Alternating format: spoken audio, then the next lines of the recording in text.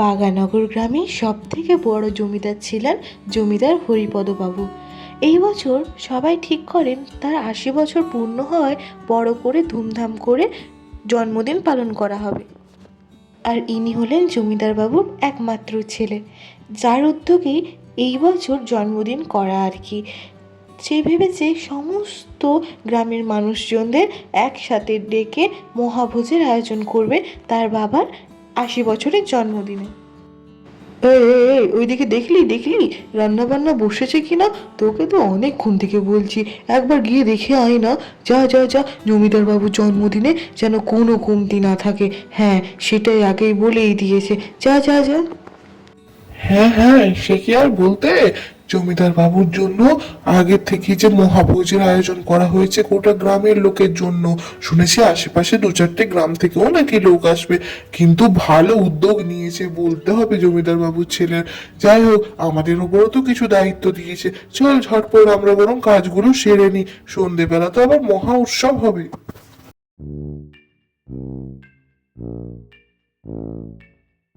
বলছি, কত দূর রান্না বান্না এগোলো? ঝটপট রান্নাগুলো করে ফেলুন, যদি আবার দেরি হয়ে যায় মানুষজনের খেতে দেরি হবে, আর জমিদার বাবু সেটা মোটেও পছন্দ করবেন না।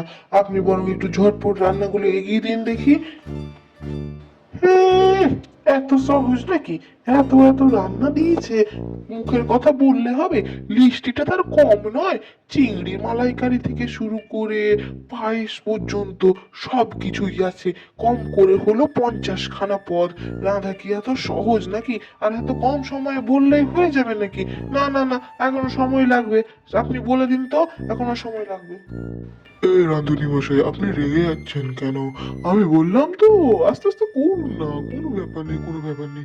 এই ঠিক আছে, খালি রান্না বান্না একটু ভালো হলেই হবে। আপনি বুঝতে পারছেন তো, আমাদের জমিদার বাবুর আজকে বেশ বড় করে জন্মদিনের আয়োজন, মহাভোজের আয়োজন, তো মানুষ যাতে একটু নাম করে, এই আর কি।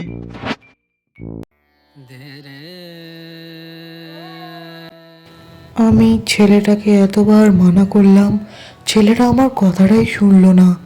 আমি তো বললাম আমার জন্মদিন পালন করার কোনো দরকার নেই। কে কার কথা শোনে?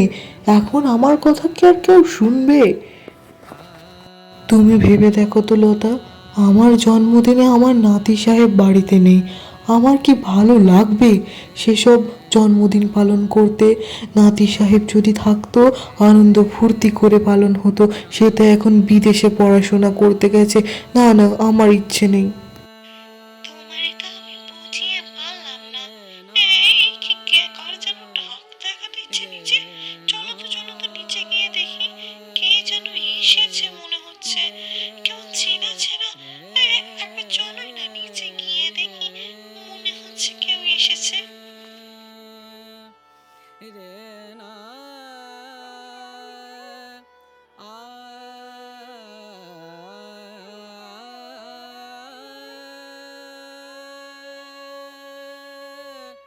দাদু ভাই, তুই এসেছিস বাবা আমার জন্মদিনে?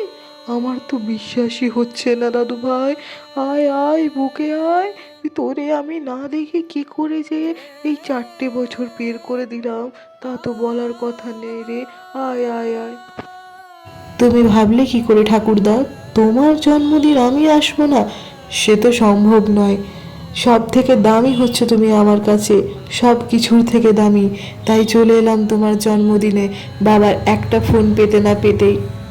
তুই জানিস রে বাছা, তুই চলে যাওয়ার পর ঘরটা বড্ড ফাঁকা হয়ে গেছিল রে। তুই আসাতে মনে হচ্ছে যেন ঘরে আবার আনন্দ ফিরে এলো। আয় আয় বাবা আয়। তারপরে তার নাতি সহ জমিদার বাবু আশেপাশের গ্রামের সকলকে নিয়ে জন্মদিনের উৎসব পালন করেন। তাছাড়া সন্ধেবেলায় হয় এক বিশাল মহাভোজের আয়োজন। দারুণ হয়েছে, প্রত্যেকটা খাবার কি যে ভালো হয়েছে সে তো আর বলার কথা নয়। যাই হোক, যতই হোক জমিদার মশাইয়ের জন্মদিনের আয়োজন, তাতে কোনো কি কমতি থাকে? দাদু ভাই, এবারে ভাগ্যিস তুই জন্মদিনে এলি। আমি তো ভেবেই নিয়েছিলাম আমার দাদু ভাই না এলে আমি কোনো রকম কেক কাটবো না, কোনো রকম জন্মদিন পালন করব না। তুই এলি, তোকে না দেখে যে আমরা কি করেছিলাম এতখানি বছর সে তো বলার কথা নয় রে। না দাদু, এবার থেকে আমি ঠিক করেছি আমার পড়াশোনা যেহেতু শেষ হয়ে গেছে, তাই আমি এবার এখানেই থাকবো, আর তোমাদের ছেড়ে কোথাও যাব না। আর প্রত্যেক বছর ধুমধাম করে তোমার জন্মদিনটা না হয় আমরা এখানেই সবাই মিলে আয়োজন করব।